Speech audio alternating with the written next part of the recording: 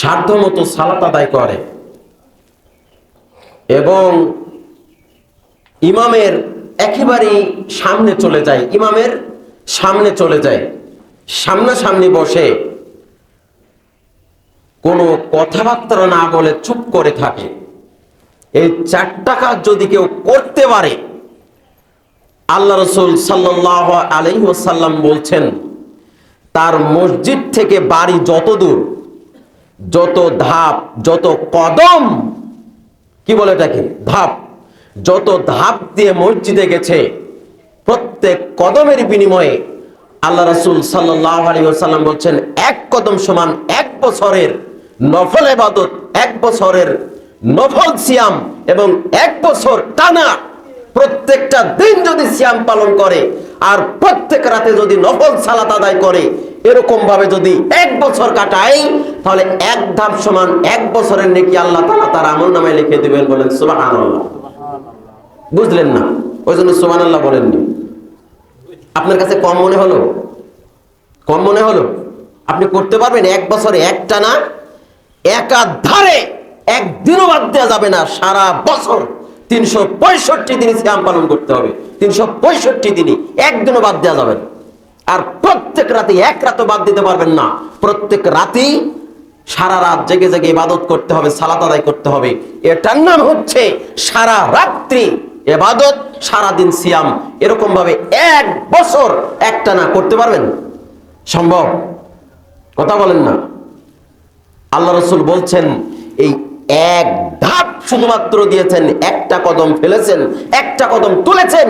এই 1টা কদম ফেলার, 1টা কদম দেওয়ার এই নেকি 1টা বছর যদি আপনার এখান থেকে ধাপ যদি 50টা হয়, ধাপ যদি 100টা হয়, ধাপ যদি 200টা হয়, তাহলে 200 ধাপের বিনিময়ে আল্লাহ তাআলা 200 বছরের নেকি আল্লাহ তাআলা আপনাকে দান করবেন। বলেন সুবহানাল্লাহ। কি বুঝলেন? আপনার কাছে কম, এজন্য আপনি জুমার সালাতে আসছেন পরে। সম্মানিত উপস্থিতি, কি দিয়ে বোঝাবো আপনাকে যে জুমার গুরুত্ব কতটুকু? আমাদের দেখা মতে যত নেকি আছে পৃথিবীতে, যত আমল আছে, এর চাইতে বেশি নেকি পৃথিবীতে কোন আমল নাই যে এর চাইতে বেশি নেকি আল্লাহ তাআলা দিবেন বলে উল্লেখ করেছেন। আল্লাহ রাসূল সাল্লাল্লাহু আলাইহি ওয়াসাল্লাম বলছেন 1 ধাপ দিবে, আপনাকে কিছু করতে হবে না, শুধু মসজিদে যাওয়ার জন্য প্রস্তুতি গ্রহণ করে 1 ধাপ 2 ধাপ করে আগাবেন, প্রত্যেক ধাপের 1-1টা কদম ফেলবেন, আর 1 বছর করে নেকি আল্লাহ তাআলা আপনার আমলনামায় দিয়ে দিবেন। বলেন সুবহানাল্লাহ। এরপরও আপনি আসবেন না, মসজিদে এসে তো ঘুমান। কি বলছি এটা তো শোনার প্রয়োজনই মনে করেন না। যত ঘুমগুলো সব মসজিদে এসে আপনি আদায় করে নেন, ঠিক কিনা বলেন? মসজিদে এসে ঘুম আসে, এটা যে আপনার শুধু আসে তা নয়, সকলেরই আসে। আল্লাহ রাসূল সাল্লাল্লাহু আলাইহি ওয়াসাল্লাম বলেছেন ঘুম আসবে, যেমনই আসবে। কেন আসবে? শয়তান আপনাকে ধরেছে। তখন আপনি কি করবেন? রাসূল সাল্লাল্লাহু আলাইহি ওয়াসাল্লাম বলছেন শয়তান তাড়ানোর বুদ্ধি হচ্ছে আপনার পাশে যে ব্যক্তি আছে তার সাথে আপনি স্থানটা বদল করে নেন। বুঝেন নাই? আপনার চোখে ঘুম এসেছে, আপনি পড়ুন আউযু বিল্লাহি মিনাশ শাইতানির রাজিম, আল্লাহ এই শয়তানের থেকে আমি তোমার কাছ থেকে পানা চাচ্ছি, বাঁচতে চাচ্ছি। বাম দিকে 3 বার থুতু নিক্ষেপ করুন হালকা করে। যদি তাও না যায় তাহলে স্থান পরিবর্তন করুন। আপনি একটু আগে আসুন অথবা পিছিয়ে আসুন, অথবা আপনার যে পাশাপাশি ব্যক্তি বসে আছে তার সাথে একটু ইশারা করে আপনি স্থানটা পরিবর্তন করে নেবেন। তাহলে দেখবেন শয়তান চলে গেছে। সম্মানিত উপস্থিতি, আল্লাহ রাসূল পদ্ধতি শিখিয়েছেন, কিন্তু আমি আপনি প্রথম ঘুমালাম, ঘুমানোর পরে সালাত আদায় হলো, সালাত আদায় করে বাড়িতে চলে গেলাম, আমার আপনার আমলের খাতা শূন্যই রয়ে গেল। সম্মানিত উপস্থিতি, এভাবে হবে না। যা হোক, বলছিলাম শরীয়ত অনুসরণের মূলনীতি। আমি আপনি শরীয়ত অনুসরণ কিভাবে করব? শরীয়ত অনুসরণের কয়েকটি মূলনীতি যদি আমি আপনি অনুসরণ করতে পারি, তাহলে আমার আপনার আমল আল্লাহ তাআলার দরবারে অবশ্যই অবশ্যই গ্রহণীয় হবে ইনশাআল্লাহ। সম্মানিত উপস্থিতি, আমি আপনি শরীয়ত অনুসরণ করব 6টি মূলনীতির আলোকে। কয়টি? আজকে সবগুলি বলতে না পারলেও আপনি অন্তত মনে রাখবেন 6টি মূলনীতি। তার 1 নম্বর হচ্ছে আপনি যে আমলই করবেন না কেন, আমি যে আমলই করি না কেন, সে আমলটির দলিল থাকতে হবে। কি থাকতে হবে? কথা বলেন। দলিল থাকতে হবে। দলিল ছাড়া কোনো আমল চলবে? চলবে না। ইসলাম আবেগের নাম নয়। আপনাকে আমি বলছি, আপনার যে বাবা মারা গেছে, মা মারা গেছে, আপনি মানুষকে যে খাওয়াচ্ছেন, চল্লিশা পালন করছেন, আপনি 3 দিনে কোরআন তেলাওয়াত করাচ্ছেন, কোরআন খতম করাচ্ছেন, আপনি বলছেন এটা ভালো কাজ। বলেন কি বলেন না? আমি যদি বলছি এটা করিয়েন না, আপনি বলছেন এটা ভালো কাজ। মানুষ মারা গেছে, মানুষের সামনে বসে থেকে মারা গেছে, মৃত ব্যক্তির চারপাশে বসে থেকে কোরআন তেলাওয়াত করছেন, আমি বলছি এটা কোরআন তেলাওয়াত করিয়েন না, আপনি বলছেন এটা তো ভালো কাজ। ভালো কাজ আপনি বুঝলেন কি করে? এটাতে ভালো, এটা আপনাকে কে শেখালো, কে বুঝালো? এর দলিল কোথায়? একটা সাধারণ মূলনীতি আপনাদেরকে বলে দিই, শুনুন। মানুষের আমল 2 ভাবে বিভক্ত। মানুষের পৃথিবীতে যত আমল করে, এর আমলের 2টি ভাগ রয়েছে। একটা হলো ইবাদত, যেটা একমাত্র আল্লাহ এবং রাসূল সাল্লাল্লাহু আলাইহি ওয়াসাল্লামের সাথে খাস। এটা আল্লাহর হুকুম এবং রাসূল সাল্লাল্লাহু আলাইহি ওয়াসাল্লামের তরিকা ছাড়া চলবে না, এটা একেবারে খাস। এটার নাম হলো ইবাদত। আর আরেকটি কাজ হচ্ছে মুআমালাত, যেটা আমাদের ব্যক্তিগত জীবনে, সামাজিক জীবনে চলাফেরা, উঠা বসায় আমরা করে থাকি। যেমন খাওয়া দাওয়া, পোশাক আশাক আমরা পরে থাকি না? থাকি। এগুলো হচ্ছে মুআমালাত। এবার আসুন, ইবাদতের ক্ষেত্রে আপনি যেটাই করবেন না কেন ইবাদত মনে করে, ভালো করে বুঝুন, আমি যেটাই করব না কেন ইবাদত মনে করে, আপনি যেটাই করি না কেন ইবাদত মনে করে, এটার দলিল থাকতে হবে। দলিল ছাড়া কোনো ইবাদত করা যাবে না। দলিল থাকতে হবে, তারপরে করা যাবে। আপনি এখন বলুন, আপনি যে আপনার পিতামাতার পাশে কবরে, এই পিতামাতার মৃত ব্যক্তির সামনে বসে থেকে কোরআন তেলাওয়াত করছেন, এটা ইবাদত কি ইবাদত নয়? ইবাদত মনে করে করছেন না? নেকির আশায় তো করছেন নাকি? তাহলে এটা যদি প্রমাণ না হয়, এটা যদি দলিল না থাকে, তাহলে এটা করা যাবে না। এবার আসুন মুআমালাতের ক্ষেত্রে। আপনি মনে করেন গোস্ত দিয়ে ভাত খাবেন, গরুর গোস্ত দিয়ে ভাত খাবেন। এখন আপনাকে দেখার দরকার, আপনি যদি দেখেন এখানে গরুর গোস্ত দিয়ে ভাত খাবো, দলিল কোথায়? এই মুআমালাতের ক্ষেত্রে দলিল লাগে নিষেধ করতে, কি করতে? আর ইবাদত করতে দলিল লাগে, আর মুআমালাতের ক্ষেত্রে নিষেধ করতে দলিল লাগে। বুঝতেছেন আমার কথা? আমি বলছি ইবাদত করতে হলে দলিল লাগবে। আমি এটা কাজ করব, ইবাদত, দলিল কোথায়? অমুক জায়গায় আছে, করব। এটা করব, আমি যা ইচ্ছা তাই করব। মুআমালাতের ক্ষেত্রে আমি এখান থেকে বাড়ি যাব, বাড়ি থেকে গাড়িতে যাব, এখানে যেখানে ইচ্ছা সেখানে যা ইচ্ছা তাই করব। এগুলো কোনো ইবাদত নয়, এগুলো মুআমালাত। এগুলো নিষেধ করতে দলিল লাগবে। বুঝেন নাই? আপনি যে গরুর গোস্ত খাবেন, গরুর গোস্ত খাওয়ার জন্য কি আল্লাহ তাআলা কোরআনে নিষেধ করেছেন? এজন্য হালাল। পৃথিবীতে যা কিছু আছে সবকিছু হালাল, যেগুলো শুধুমাত্র আল্লাহ তাআলা হারাম করেছেন এগুলো বাদ দিয়ে। এই যে আমি পোশাক পরে আছি, আল্লাহ যদি বলতেন এই পাঞ্জাবি পরা হারাম, সুতার কাপড় পরা হারাম, তাহলে কাপড় পরা যেত না। ঠিক কিনা বলেন? আল্লাহ কোথাও বলেছেন সুতার কাপড় পরো? বলেছেন? বলেন নাই। কেন পরে আছি কারণ এটা হারাম নয়, এটা ইবাদত নয়, এটা মুআমালাতের ক্ষেত্রে। কথা মনে হয় বোঝাতে পারছি না। সম্মানিত উপস্থিতি, ইবাদত করতে হলে কি লাগে? দলিল লাগে। আপনি যে ইবাদতই করবেন না কেন দলিল লাগবে। আপনি পিতামাতার পাশে কবর, মৃত পিতামাতার সামনে বসে কোরআন তেলাওয়াত করবেন, দলিল লাগবে। এবার আপনার পিতা মেডিকেলে মারা গেছে, হসপিটালে, এখন ওখান থেকে আপনি বাড়িতে নিয়ে আসবেন, কিভাবে? গাড়িতে নিয়ে আসতে হবে, অ্যাম্বুলেন্সে করে নিয়ে আসবেন। তাহলে অ্যাম্বুলেন্সে করে আপনার পিতাকে বাড়ি পর্যন্ত নিয়ে আসলেন, এই নিয়ে আসাটা কি ইবাদত? না, এটা হলো মুআমালাত। এটা হলো আপনার সাধারণ জীবন, এটা মুআমালাত। উঠা বসা, চলন বলন, এটা করতে কোনো দলিল লাগবে না। কি করতে দলিল লাগবে? নিষেধ করতে। আমি যদি বলি এখানে গাড়িতে নিয়ে যাওয়া জায়েজ নাই, এখান থেকে গাড়িতে নিয়ে যাওয়া কি নাই? জায়েজ নাই, তখন আমাকে দলিল দিতে হবে। আমি নিষেধ করলাম কেন? নিষেধ করার দলিল লাগবে। শুয়োরের গোশত খাওয়া হালাল না হারাম? কেন হারাম? আল্লাহ তাআলা বলে দিয়েছেন কোরআনে যে আল্লাহ তাআলা মাইতাতাদ দাম, ও লাহমুল খিনজির, তোমাদের জন্য মৃত প্রাণী এবং কি শুয়োরের গোশত তোমাদের জন্য কি করেছেন? হারাম করেছেন। আল্লাহ সূরা মাইদায় বলে দিয়েছেন, এজন্য আমরা এটাকে হারাম খাই না। ঠিক কিনা বলেন? আপনি যা ইচ্ছা তাই করবেন দুনিয়াবি জিন্দেগিতে, সব হালাল। আপনি যা ইচ্ছা পোশাক পরবেন, সব হালাল। কিন্তু যেটা নিষেধ করেছেন সেটা করা যাবে না। টাকুর নিচে কাপড় পরা যাবে না। কেন যাবে না? আল্লাহ রাসূল নিষেধ করেছেন, এজন্য করা যাবে না। এটা তো মুআমালাতের ক্ষেত্রে, ইবাদত নয়। কিন্তু আপনার আল্লাহ রাসূল নিষেধ করেছেন, এজন্য করা যাবে না। তাহলে মুআমালাতের ক্ষেত্রে কোনো দলিল লাগবে না করার জন্য, নিষেধের জন্য দলিল লাগবে। আর ইবাদতের ক্ষেত্রে করার জন্য দলিল লাগবে, নিষেধের জন্য কোনো দলিল লাগবে না। আমি বলছি হাত তুলে মোনাজাত করা, নামাজের পরে সম্মিলিত হাত তুলে মোনাজাত করা বেদাত। আমি বলছি, আপনি তখন বলছেন যে হাত তুলে যে দোয়া করা বেদাত, এর দলিল কোথায়? বলেন কি বলেন না?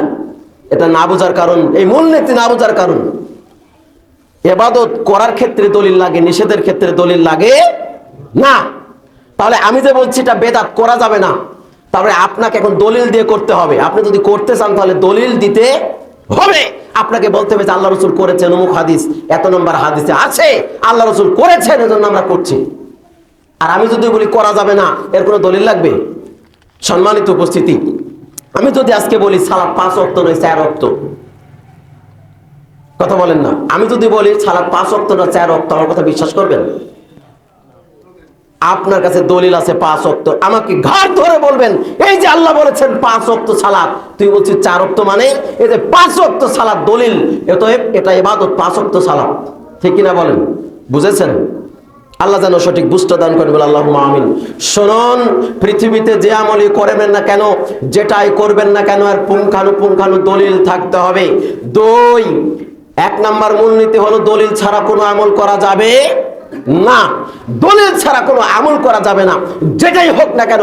আপনি মসজিদে উঠছেন, মসজিদে ওঠার সময় আপনি একটি দোয়া পড়েন না? আল্লাহুম্মা ইফতাহ লি আবওয়াবা রাহমাতিকা, আপনি পড়ছেন। কেন পড়ছেন? দলিল আছে এজন্য। আল্লাহ রাসূল বলেছেন তুমি যখন মসজিদে উঠবে ডান পা দিয়ে উঠবে, এজন্য আপনি পড়ছেন। দলিল আছে, এটা দলিল আছে বলে আপনি করছেন, এজন্য এটা কি? ইবাদত। সম্মানিত উপস্থিতি, আমি যদি এমনি সরাসরি চলে যাই, ইবাদত হলো না। তাহলে দলিলের আলোকে যেটা করবো এটার নাম হলো ইবাদত। দলিল, ইবাদত করতে দলিল লাগে, নিষেধ করতে দলিল লাগে না। সম্মানিত উপস্থিতি, তাহলে আপনি যে আমলি করবো না কেন, যে দুয়ায় পড়বো না কেন, এর পুঙ্খানু দলিল থাকতে হবে। 1 নম্বর হলো দলিল থাকতে হবে। 2 নম্বর হচ্ছে দলিলটি সহিহ হতে হবে। দলিলটি কি হতে হবে? হ্যাঁ, এবার এসে ধরা পড়ে যাবেন, দলিল তো আছে কিন্তু দলিল তো ঠিক নেই। আল্লাহ রাসূল সাল্লাল্লাহু আলাইহি ওয়াসাল্লাম যা কথা বলেছেন, তার কথাকে উল্টিয়ে মানুষ মিথ্যা কথা তৈরি করেছে, যেটাকে বলা হয় জাল হাদিস, জয়ীফ হাদিস। আছে না? হাদিস যে জাল আছে, আপনারা বিশ্বাস করেন? সবাই করেন? মাশাআল্লাহ। অনেকে আলেম আছে কি জানেন, বলছে হাদিস আসলে জাল হয় না। কথা সবগুলি তো ভালো, হাদিস জাল হয় না। কত যে জাল হাদিস আছে বলতে গেলে সময় হবে না, যেগুলো সহিহ হাদিসের সাথে সরাসরি সাংঘর্ষিক। আল্লাহ রাসূল সাল্লাল্লাহু আলাইহি ওয়াসাল্লাম বলছেন, আল্লাহ তাআলা নিজে বলছেন, তুমি যখন পরনারীকে দেখো তখন কি করো? চক্ষুকে নিম্নগামী করে নাও। পরনারী দেখা কি হারাম না? হারাম না? হারাম। আল্লাহ তাআলা সূরা নূরের ভিতরে নিষেধ করেছেন, 30 নম্বর আয়াত, যে তুমি যখন পরনারীর দিকে নজর পড়বে তখন তুমি সঙ্গে সঙ্গে নামিয়ে নাও। নজর দেওয়া হারাম, মানে নিষিদ্ধ, মানে দেখা যাবে না।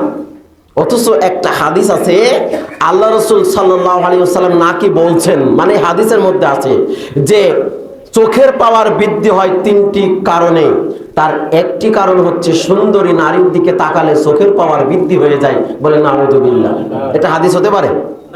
কোরআনের আয়াতের সাথে বিরোধী কিনা? তাহলে যদি জাল হাদিস না থাকে, তাহলে এটাকে আপনি হাদিস যদি বিশ্বাস করেন, তাহলে আপনি মেলাবেন কি করে? নাউযুবিল্লাহি মিন যালিক। কত হাদিস যে আছে মিথ্যা কথা, মানে এগুলোর কোনো প্রমাণ নেই। মিথ্যা কথা মানুষের সামনে মানুষ তুলে ধরছে। এই জাল হাদিসগুলো বেছে বেছে একমাত্র সহিহ হাদিস দিয়ে আপনাকে আমাকে আমল করতে হবে। সম্মানিত উপস্থিতি, কত আমল মানুষ ভুলভাল করছে, সহিহ হাদিসে নাই, অথচ করছে। এই যে এই মাস চলছে শাবান মাস, কি মাস এটা? শাবান নয়?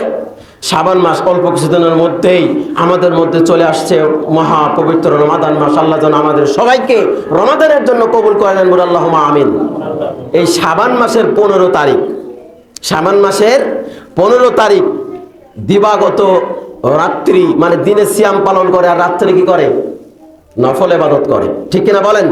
14 তারিখ দিবাগত রাত্রিতে ইবাদত করে আর দিনে 15 তারিখে কি করে? সিয়াম পালন করে। এই সিয়ামটিকে আমাদের দেশে নাম দিয়েছে শবে বরাতের সিয়াম, ঠিক কিনা বলেন? আপনাদের দিকে আছে কিনা জানি না। আলহামদুলিল্লাহ বলেন, আলহামদুলিল্লাহ। নাই মানে আমি খুব খুশি হলাম আপনারা যে বললেন নাই। বিশ্বাস করেন, প্রাণ থেকে খুব শান্তি পেলাম। আপনি যে বললেন নাই, আল্লাহ হেফাজত করছে, আলহামদুলিল্লাহ। কিন্তু এই বেদাত সারা পৃথিবীতে ছড়িয়ে আছে, বিশেষ করে ভারত, বাংলাদেশ, পাকিস্তানে এমন ভাবে ছড়িয়ে আছে। এই শবে বরাতকে কেন্দ্র করে জাল হাদিস তৈরি করা হয়েছে 400-র উপরে জাল হাদিস, 400-র উপরে হাদিস আছে যেগুলো সবই জাল এবং জয়ীফ, শুধুমাত্র এই শবে বরাতকে কেন্দ্র করে। কত ফজিলত, ফোটাই ফোটাই ফজিলত। সালাত আদায় করবেন, এজন্য গোসল করেছেন। বলছে হাদিসের মধ্যে, জাল হাদিসের মধ্যে এসেছে যে গোসল করেছেন, এই গোসলের যত ফোঁটা পানি আপনার শরীর থেকে পড়বে, প্রত্যেকটা ফোঁটার বিনিময়ে আল্লাহ তাআলা নেকি দান করবেন। বলেন নাউযুবিল্লাহ। আপনি তো সুবহানাল্লাহ বলবেন মানুষের যখন বর্ণনা করবেন।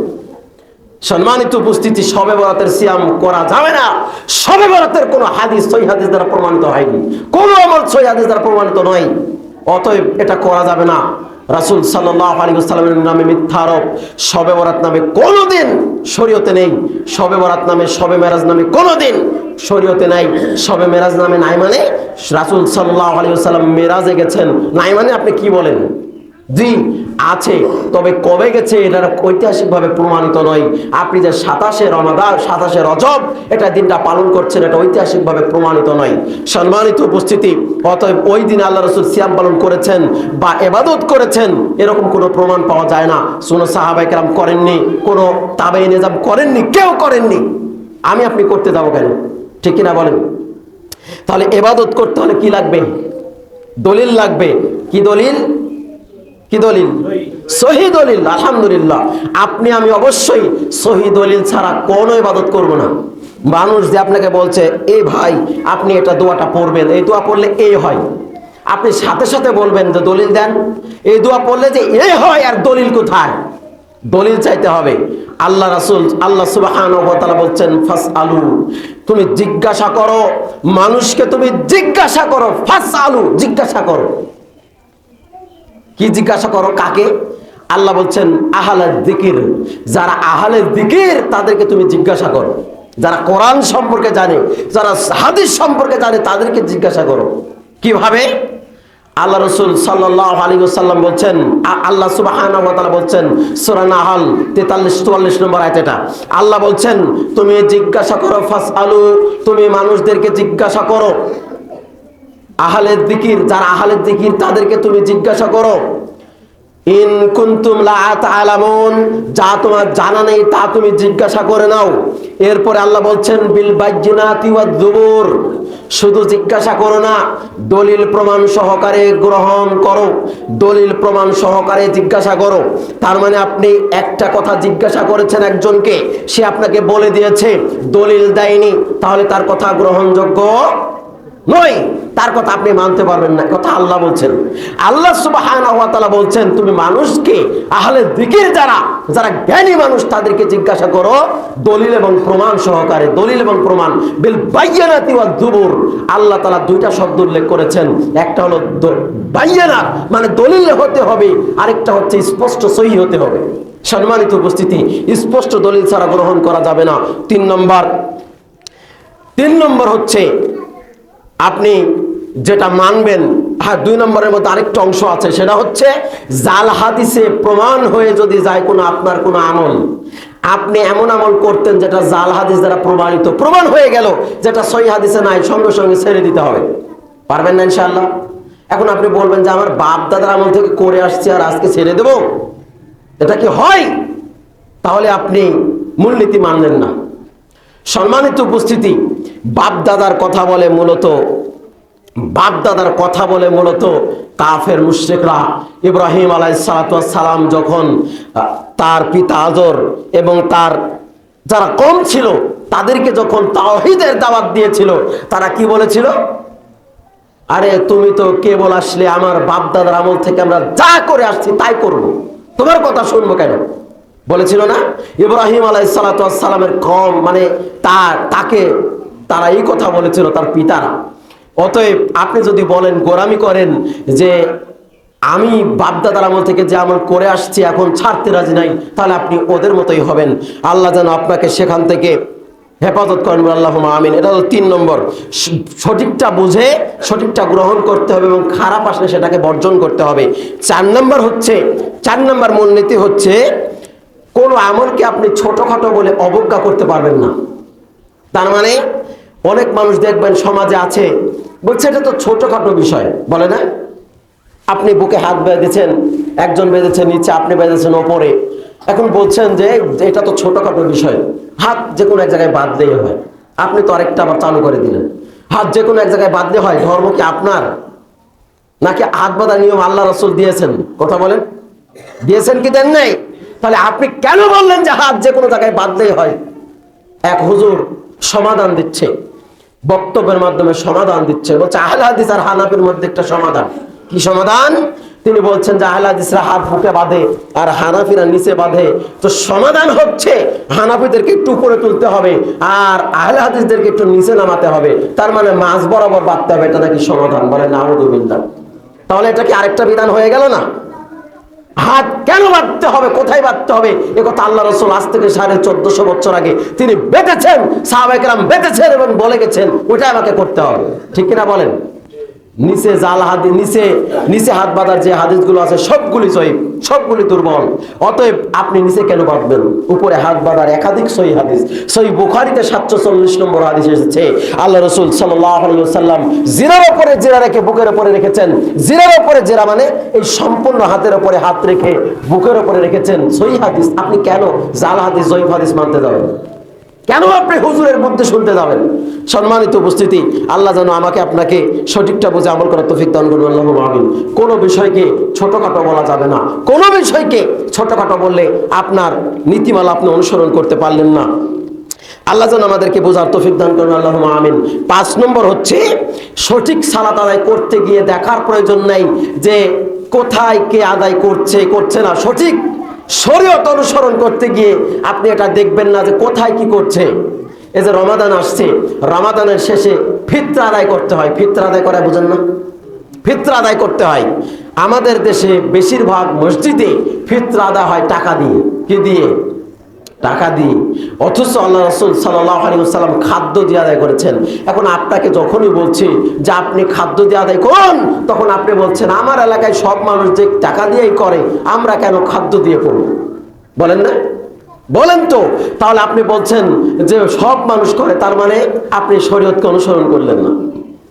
আল্লাহ রাসূল যা করেছেন আমাকে আপনাকে তাই করতে হবে। কারণ রাসূল সাল্লাল্লাহু আলাইহি ওয়াসাল্লাম খাদ্য দিয়ে দিয়েছেন, কে খাদ্য দিয়ে দিল আর কে দিল না সেটা তো আমার দেখার বিষয় নয়। আমি খাদ্য দিয়ে দেবো, এটাই হচ্ছে শরীয়ত। ঠিক কিনা বলেন? আল্লাহ যেন আমাদেরকে সঠিক বুঝ দান করেন, আল্লাহুম্মা আমিন। আর 6 নম্বর হচ্ছে গোরামি করে কোনো বিষয়কে ধামাচাপা দিয়ে উল্টানোর চেষ্টা করা যাবে না। মানে শরীয়তকে আপনি সঠিক জানার পরেও আপনি কায়দা কৌশল করে আপনার দলের, সংগঠনের, আপনার মাযহাবের দোহাই দিয়ে সেটাকে উল্টানো যাবে না। এর অনেক উদাহরণ ছিল। আল্লাহ তাআলা হেফাজত করুক। আজকে বলতে সময় পেলাম না। আল্লাহ যদি হায়াতে বাঁচিয়ে রাখেন তাহলে ইনশাআল্লাহ অন্য একদিন এর বিস্তারিত আলোচনা আপনাদের সামনে করব ইনশাআল্লাহ। আল্লাহ যেন আমাকে আপনাকে তৌফিক দান করেন, আল্লাহুম্মা আমিন। সম্মানিত উপস্থিতি, আল্লাহ সুবহানাহু ওয়া তাআলা আমাদেরকে শরীয়তের মূলনীতিগুলো মেনে ইবাদত করার তৌফিক দান করেন, আল্লাহুম্মা আমিন। আল্লাহ সুবহানাহু ওয়া তাআলা আমাকে আপনাকে ক্ষমা করে দিন। আল্লাহ সুবহানাহু ওয়া তাআলা আমাকে আপনাকে রাসূল সাল্লাল্লাহু আলাইহি ওয়াসাল্লামের পদ্ধতি মোতাবেক ইবাদত করার তৌফিক দান করেন, আল্লাহুম্মা আমিন।